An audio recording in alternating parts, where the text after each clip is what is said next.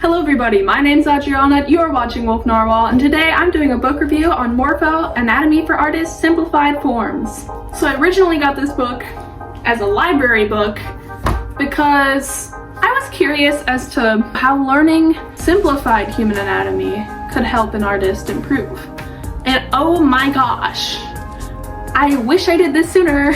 So this book helped me to better learn drawing heads, neck, the torso, the arms, the legs, the hands, and the feet. Well, let's just say I don't really draw feet because that's kind of weird, but all power to those who do. In real talk though, it's all part of the human body, so since I'm actually going to take anatomy this year, doubled up with physics because I freaking love high science. This is a nice artistic view of it. No memorization, just learning the shapes and the functions. First section, head and neck. It really helped me grasp where things line up on the head. It also helped me draw the head from different angles. It also helped me switch between different side profiles depending on ethnicity, etc. And I think that's really powerful and a really good skill every artist should know, that this book really taught well. I also think this book really helps if you're really lost drawing or coming up with a character's face, because it gives you the ground point for literally any face shape you want to draw. All you have to do is use your reference photos you find yourself. Now speaking of those reference photos, there are actually quite a few in here of sketches which were really useful, and there were also so many useful points as well. I would also like to point out it has some great eye structure close-ups. Well, the outside structure, not the inside structure, because that isn't very simplified, I would say.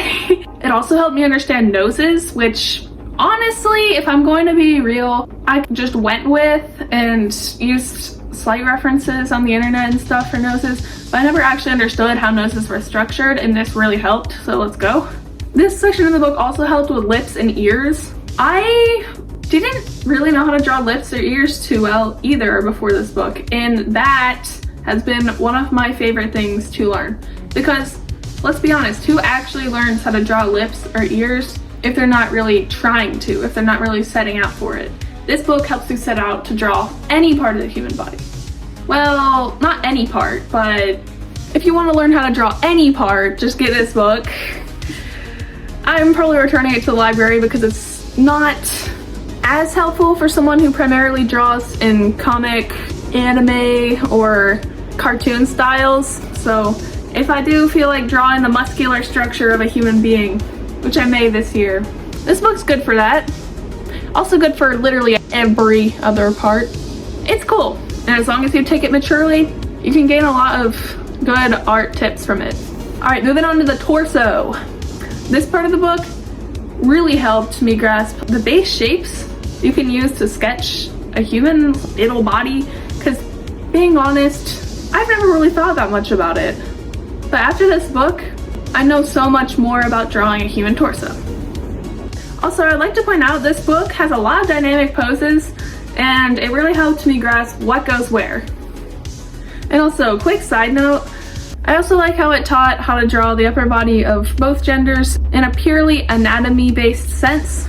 So I wouldn't recommend that part of this book for youngins probably, but for anyone that can take it seriously, it can really help you understand and learn what's under everything in a very simplified sense for both human genders. Also, really strange point, armpits.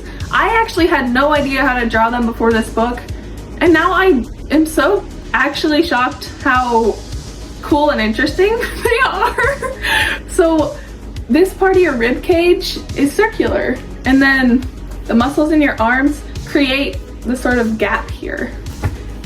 Really cool.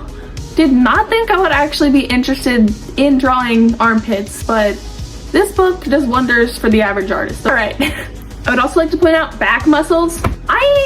Okay, without this book, there are references on the internet for sure, but this book is one of the best musculature drawing guides on the market, I'm gonna be honest.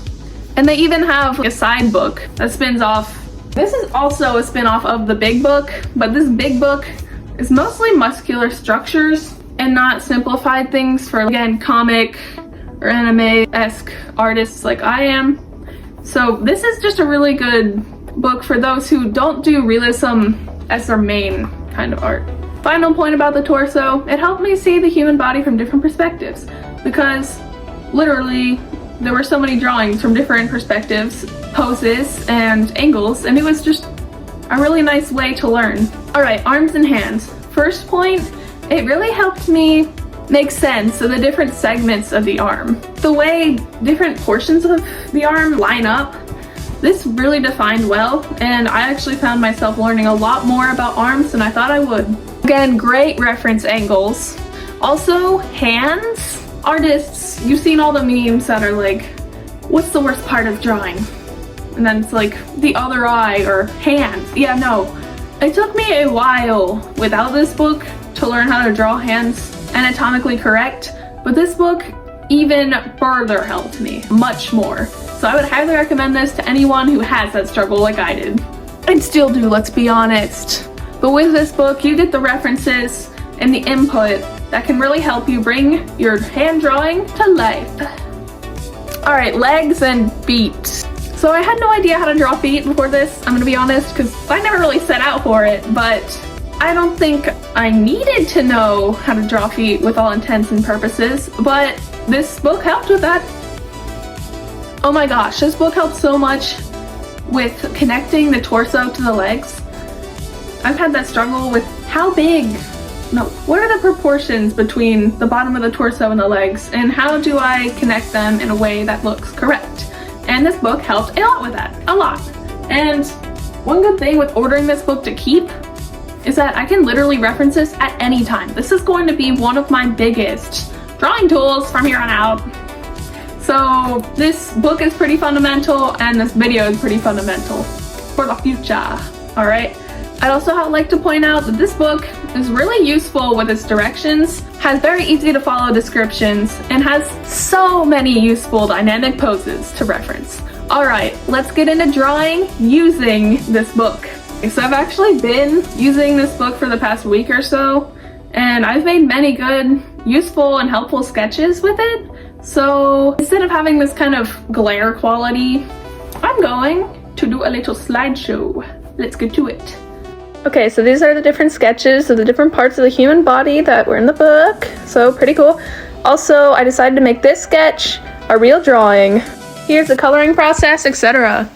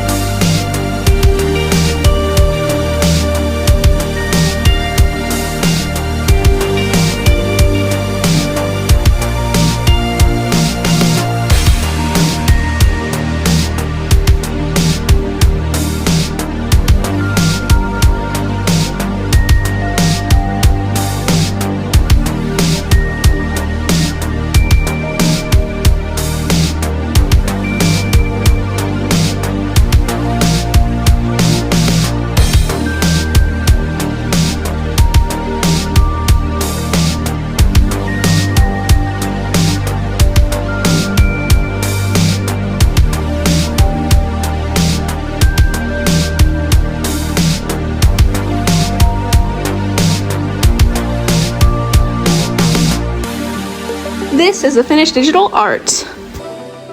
So overall, now that I've applied it to my art, I'd like to point out the short description, quick reference section in the front of the book.